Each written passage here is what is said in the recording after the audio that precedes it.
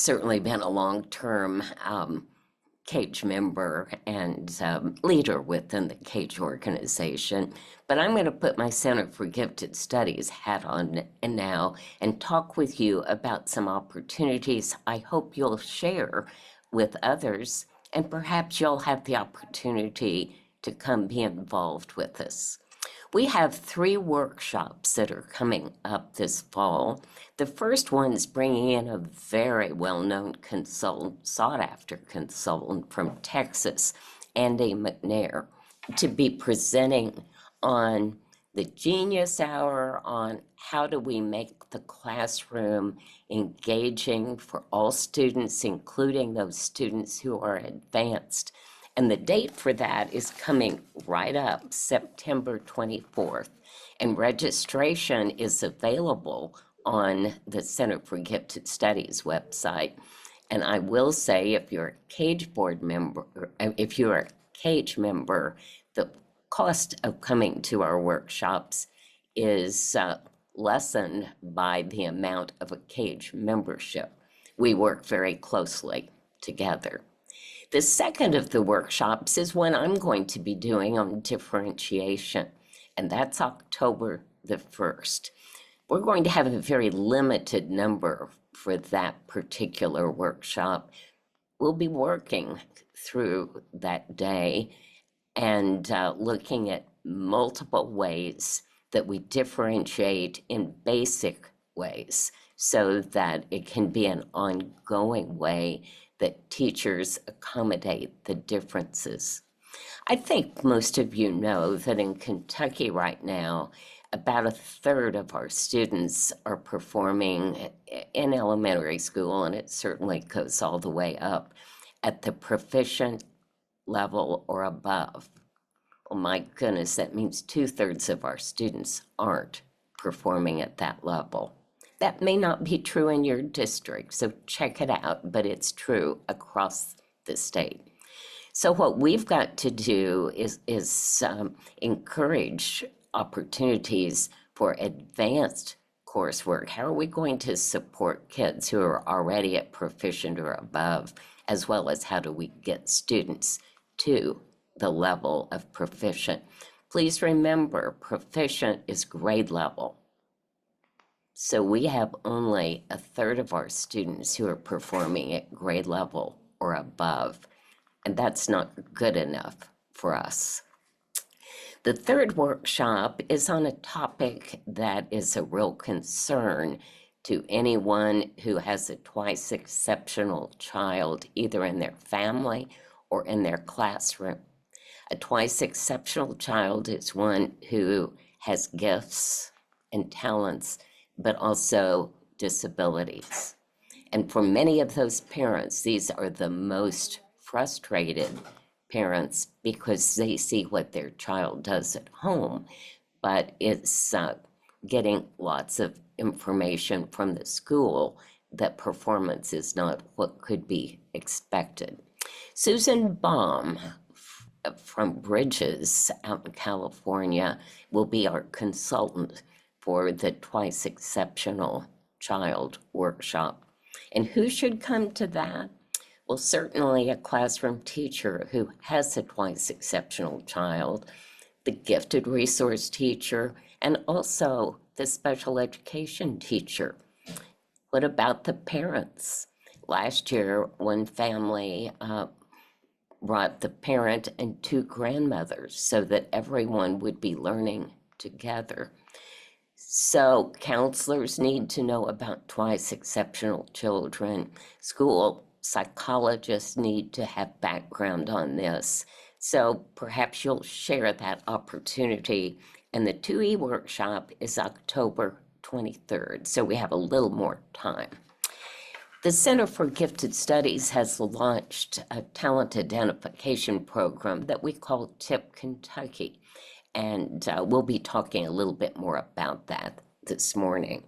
Super Saturdays, a series of 3 Saturdays in a row, offer classes for 1st through 6th graders.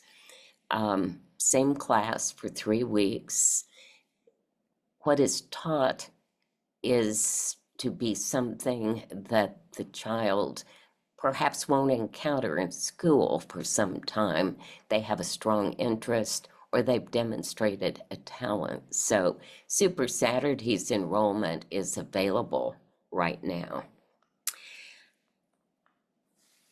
We have a whole year of activities that we offer through the Center for Gifted Studies, and I certainly can't talk about all of them right now, but if you were to go to the Center for Gifted Studies website, you would see the various opportunities that are out there.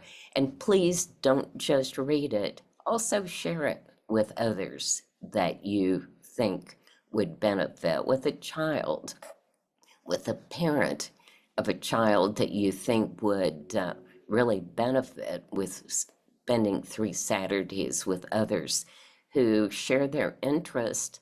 And please remember, idea mates are so important.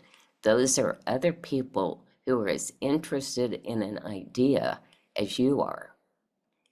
Age mates aren't always idea mates. And some gifted children are pretty isolated by their interests. So finding others who are equally interested and approximately the same age is a real benefit to some of our gifted children. And I want to echo what Allison said about being an advocate. It is incredibly important for those who are elected from your area to know you and to know that you do care about advanced coursework for the children, that you do care about funding.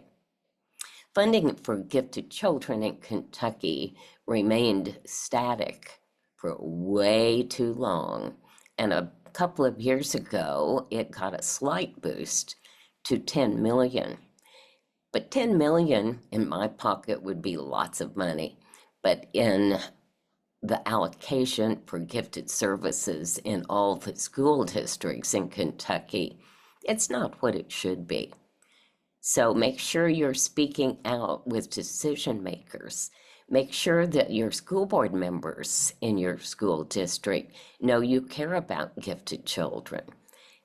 Make sure that decision makers understand that gifted children in Kentucky constitute a category of exceptional children, along with other special education students. If you don't know that, you won't respond to the opportunities that your district should be providing. Every school district in Kentucky has a school board policy on gifted education, and that policy mirrors the gifted regulation in Kentucky. Make sure that your fellow teachers know that. Make sure that they know that the Gifted Student Services Plan, according to the law, is an individual education plan, an IEP.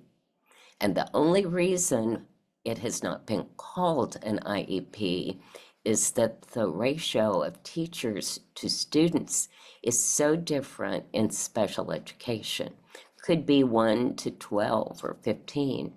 In your district, think of what that would be with a gifted resource teacher and the number of students involved.